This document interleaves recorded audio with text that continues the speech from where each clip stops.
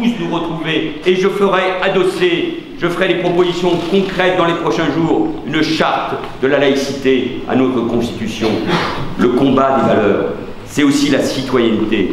Je veux que la France recrée de la cohésion et du sentiment d'appartenance à la nation à travers cette belle idée de l'engagement. C'est pour cela que je vous propose sous des formes diverses, bien sûr, parce qu'il y a tant à faire dans la gendarmerie, dans les associations, pour lutter contre l'illettrisme, pour venir en soutien aux autres. Mais c'est pour cela que je propose cette belle idée d'un service civique obligatoire de 6 mois.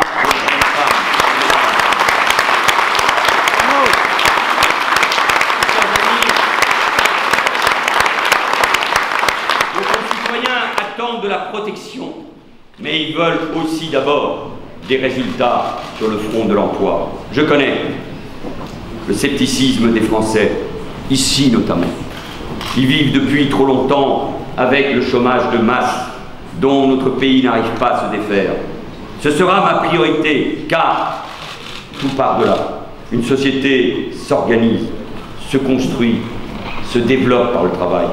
Reprendre notre destin en main, c'est aller pleinement vers une société du travail. Bien sûr, ce travail change, mute, parfois inquiète, offre des opportunités. Mais une société qui donne du travail, un travail digne, qui a du sens, alors que tant de nos compatriotes souffrent de tâches déshumanisées. Une société aussi qui rémunère le travail. Donner du travail, c'est continuer de soutenir nos entreprises, leur compétitivité, comme vous l'avez fait quand vous étiez à la tête de la région dans le Pas-de-Calais. J'assume, avec bien d'autres, d'avoir fait évoluer la gauche sur cette question.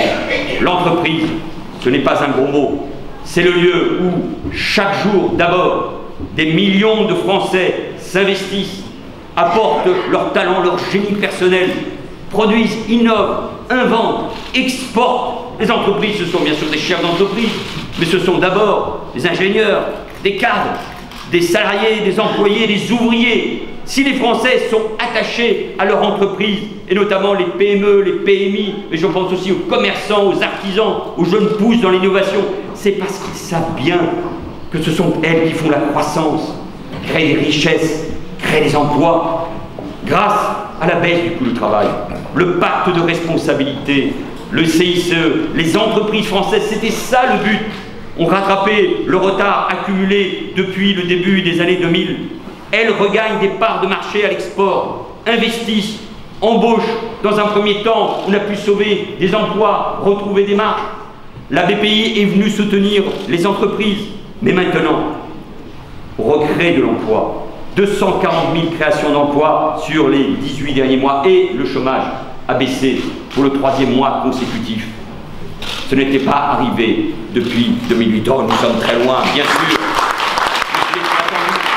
Mais ce n'est pas le moment de revenir en arrière. Je refuse que par dogmatisme, certains veuillent casser ce qui marche, ce que nous avons patiemment construit grâce aux efforts des Français depuis 5 ans.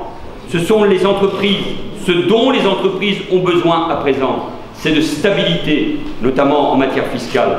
Comment pourrait-elle prendre des décisions les engageant sur le long terme, un investissement, une embauche, si on change tout le temps les règles? Nous sommes entrés dans une nouvelle ère, robotisation, essor du numérique, qui vient bouleverser des pans entiers de notre économie, qui nous pousse à innover, à nous démarquer de la concurrence des pays émergents en misant sur de nouveaux secteurs. Je pense bien sûr à la transition énergétique, au transport, au logement, sur la qualité, sur la montée en gamme. Rien n'est facile. Et votre région